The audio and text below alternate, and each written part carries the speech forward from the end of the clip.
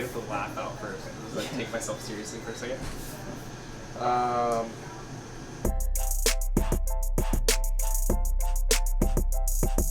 Alright guys, we're back. I'm Chef Daniel Escalle. This is Cornell Farm Cafe. Today we're going to be making some apple fritters. Let's get started. Let's make it easy. Alright. First thing we're going to do, we're going to start with a little bit of flour and a touch of salt. I'm going to start with a little bit of a spice mix. In this mix is going to be cinnamon, a little bit of clove, and a touch of cardamom. I just think it goes well with apple. You can kind of do whatever you want. Just classic flavors is what I'm going with.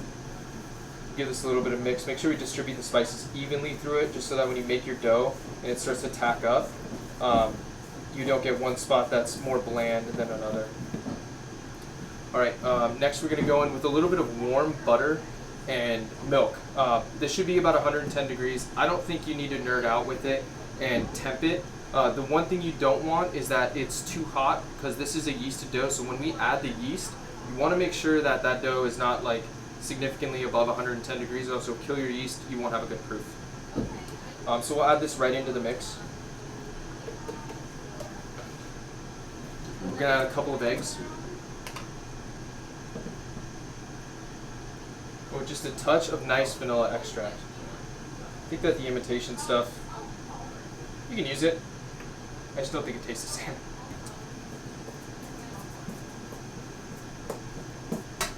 Next thing we're going to do is finally going to add the yeast.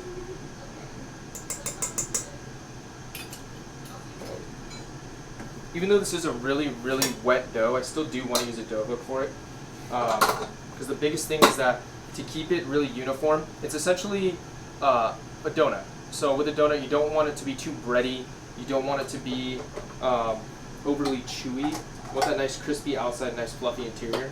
So you don't want to overwork the dough. It does take a little bit of babying. This dough is a little bit on the wet side. If it seems wet, it's supposed to be that way. So don't try to adjust the recipe. Don't add more flour to it. It will come together. It will be nice after it's been proofed and after it gives a little bit of more structure to the dough. Also too, you will be tempted to speed this process up because, like everybody, you're doing this last minute. Don't. just work it on a lower speed, like just above stir or 2 if you're using a KitchenAid like we do. Low and slow is always better with doughs. It just ends up coming out better that way. Cool, so this is a good time to kind of show this part. You can see that the bottom of the bowl is pretty dry and it's not quite getting into the mix. So what we want to do is just kind of work those pieces around in the dough and flip it over. That way when we continue to work it, it takes up everything in the bowl. And the whole thing is hydrated as per the recipe.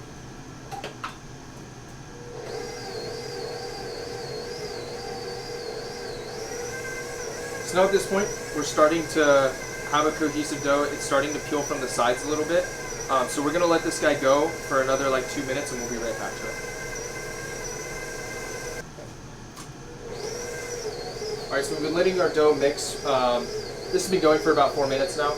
And basically what we're looking for is that you're seeing the strands of dough start to grab the sides, and then as the dough hook moves around, it begins to pull away just ever so slightly. This dough is extremely wet, so you're not going to see it come together in a single ball. You're more going to see it kind of stretch and pull away lightly from the sides. Especially when you turn it up a little bit more, you'll begin to see that much, much better. Okay, excellent. So I like to always finish doughs that go into the mixer on the bench or on any kind of floured surface. I just think that it adds a lot more dough structure to the thing without necessarily working the entirety of the dough. So I can show you guys how to work a little bit of wet dough. Something that people get a little bit intimidated by, making sourdough, making doughs such as this, where you're kind of going for more of a donut kind of texture. So pull this off. It's gonna be big, because that's just all fritter right there. Okay. I like to lightly flour my hands. We'll take the entirety of the dough out of the bowl. We'll turn it out onto our very lightly floured surface. Don't over-flour it. It's like super important. Now everybody thinks of like kneading dough as you're jamming your fist in it and then you turn it, jam your fist in it, but really you can keep it a lot easier and be a lot gentler with it, especially when you're working with a pastry dough. So I flip it over now that I have a nice surface. I pick it up, I fold it in half, bring it over, and move it back, and just turn it 90 degrees. You don't need to smash it on there, that's really all you gotta do. So just repeating this motion. 50%, smack the bottom, lean it over the top, keep kind of doing this. You're just creating layers, 50% over the top. See, it's not sticking to my hands too bad. I don't have this flour everywhere making a big mess. Makes it really, really easy. You get a really nice silky dough from this. I'm not trying to pick up the rest of the flour on my bench. I'm just taking it nice and easy with this. The dough is still relatively warm, so we're gonna get a really nice active ferment. So we're probably talking about a 2-hour bulk time with this. Now here, all I'm trying to do, and this is a personal thing, but I think it really helps out when you're talking about doughs that you're gonna be using and fermenting, is that I like to make sure that everything's really nice and uniform. It proofs much more even that way. And also it's just easier for your eye to catch. If you have a really amorphous dough when it goes into the bowl to proof, I think it's a little bit harder to gauge when it's actually doubled. So from this point, all we're gonna do is we're gonna take our dough right off the bench. And again, we've built a little bit of structure, so it's really pretty easy to handle. And it goes right into the bowl. That's gonna sit there for about an hour if your house is relatively warm. If you're my house and it's really cold, it's probably about 2 hours, okay? All right, guys, we're back. So it's been about 2 hours. Really easy. We're just gonna get this guy turned out right onto a floured bench. And all I like to do is just make sure that it doesn't stick to the bench too bad. We're floured evenly, but it's not caked. We'll kind of let this guy just sit here for a minute. Well, we make arguably the most important part, which is the filling. Basically what we're going to go for is a brown butter bourbon filling with some nice Honeycrisp apples. All we're going to do is we're going to get started with a bit of butter. Nice cold butter there.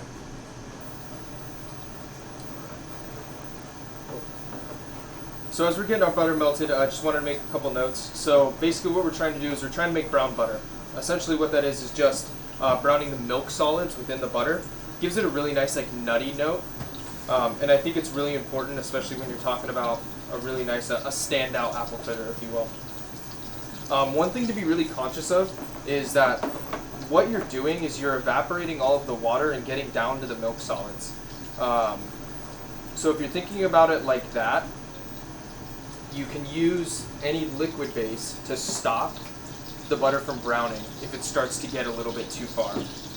For this, we're going to use a little bit of lemon juice. It just adds a good bit of flavor too, as well as just gets it to that perfect point of brown butter that we want.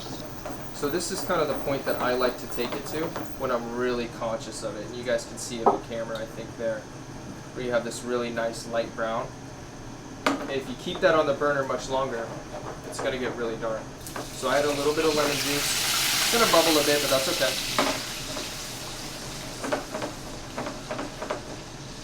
Now you're going. We're going to add some sugar to it.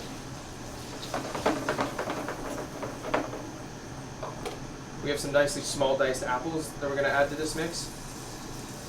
You do not have to dice these this small. These are really small, but it's what we like to do to just evenly distribute them.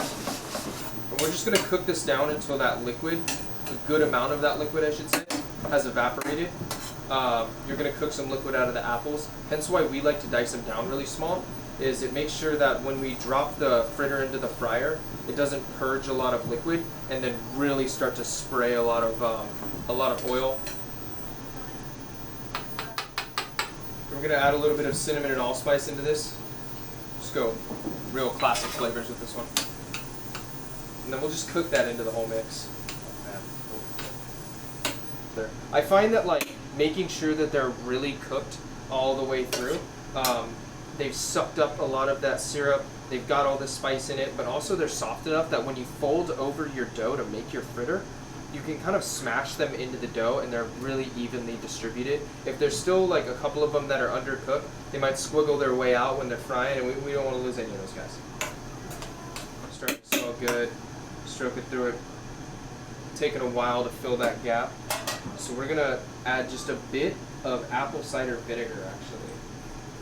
It might seem a little interesting to add vinegar to a sweet pastry, but I really think it's super important to have some kind of acid in there to sort of break up the sweetness, or else your fritters are going to be sweet on sweet on sweet with dough, and that's exactly what we're going for here. We want a little bit of depth of flavor. All right, and then for us, we put a bit of bourbon in it. Really just like the, you can put as much or as little as you want. It's completely dependent on you, or none at all. Bourbon has really nice vanillins in it, especially when it's cooked. And it adds sort of a different kind of vanilla flavor and scent that's not necessarily the same as when you put vanilla extract into some of this stuff. Stroking through it, filling that gap nice and slow. Kind of like what we're going for. Starting to notice all the apples are getting pretty translucent, which is what we're going for. And then I like to just chill this for a while before we get started with the dough. Make sure that it doesn't, again, make a mess of your dough. Awesome. All right, guys, so we're going to start rolling out our dough now. So what I like to do is I like to square everything up for me and kind of even it out as much as I can. So you're just working with something that's relatively square to start with. If you start with something that's relatively square, you'll probably end with that way. Start from the center and have your hands positioned just at the width of your dough. Come back, make sure that it's not stuck to your board. In this case it's not. Same thing here. Push it over. Start from the center and work your way out. Don't try to force the dough into a position that it doesn't want to go. You don't need to push super hard when it comes to a rolling pin, even if you're using a French rolling pin like this one. It really requires very little pressure. You just want to make sure that it's even consistent all the way through. Now at this point, I'm starting to stick a little bit. So I'm going to do a very light dusting. At this point, you're not too worried about the dough hydrating more. Obviously, you don't want to completely saturate it with a bunch of flour. But that being said, it's not really going to affect the dough too much at this point to have it floured. Just make sure you're not going too nuts.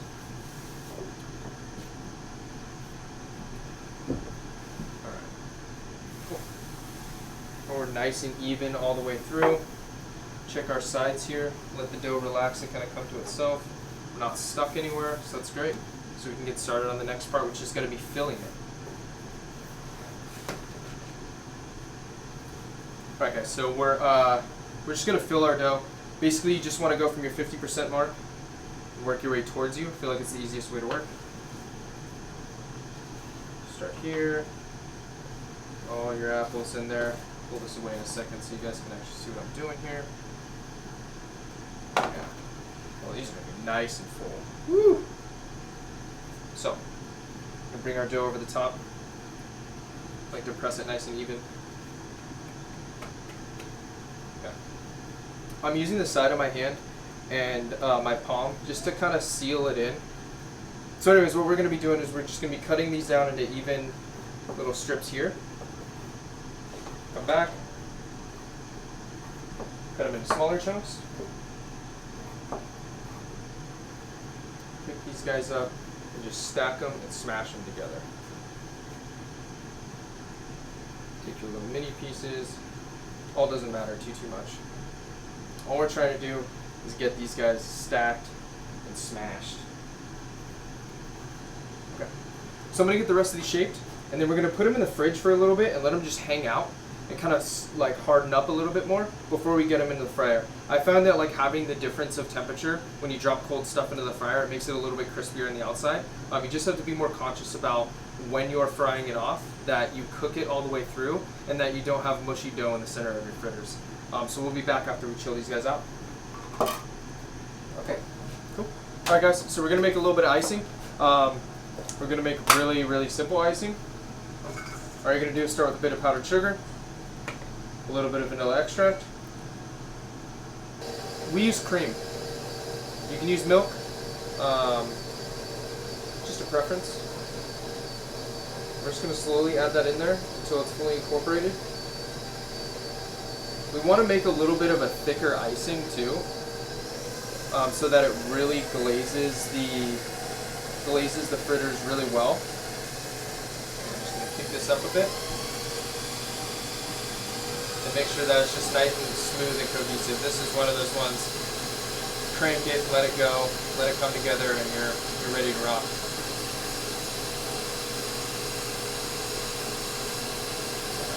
Touch more.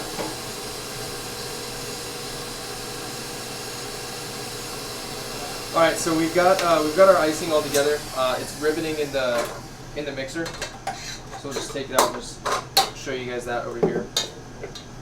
Just comes out, and you can see it like sticking to the side of the bowl. It's nice and white. It's exactly what we're going for. Not too thin. We don't want it runny, but we also don't want it super thick. Now we'll just set this off to the side, and we'll get ready to fry our fritters. Cool. All right, guys. So we're about to fry our fritters. So I wanted to note a couple like safety things that we want to get started with. You always want to have an in-pot thermometer when you're frying anything. Ours is, we're going to go a little bit higher. You want to fry these at about 350 degrees. However, ours fritters have been in the fridge for a little bit, so it's really going to drop that temperature down. So we're sitting at about 375, a little closer to 400. So that when we drop it and we kill that temperature, we're going to be sitting at a nice frying 350. Do not overfill your pot more than 50% of the way with oil, just to make sure that any bubbling up, it's not going to bubble over the sides, make a big mess, or worse yet, cause a fire. So just please make sure you don't have it more than 50% full if you're not using a standard deep fryer. Okay, so we're going to just dump our fritter in. I just like to use a little slotted spoon to get that guy right up in there. And these usually take about 8 minutes to fry.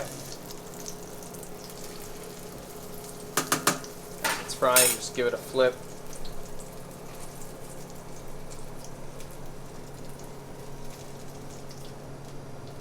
Really important too, as a note, when you're checking something for done, watch the bubbles around the thing that you're frying. If there's not as much bubbles coming out, it's usually a pretty good indicator that you're probably pretty close to done.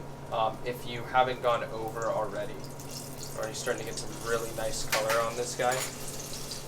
Kind of want to start babying it at this point, making sure that we're still nice and keeping golden brown, but not too dark. Awesome. Give him a quick flip. Look at that. That's looking great. Alright, so when your fritter's done frying, you tap it out. I'm using a slotted spoon here. If you have a spider, great. And we're going to get it onto a rack and just let this guy hang out for a minute and air dry. That'll cause all that oil to kind of seep off so you don't have a greasy fritter. Other thing being, it needs to cool for a little bit. If we were to just put it right directly onto the icing's just going to slip right off. So we want to make sure that the fritter's cooled enough that you can handle it, but also that your icing actually sticks. Cool. Alright guys, the most satisfying part of the whole thing, dunking the fritter. And we like to do a really fancy thing when we do this. We dunk it in the bowl. And we put it on the plate. And that's it. Keep it as simple as possible. Nice warm apple fritter, a little bit of bourbon apple filling.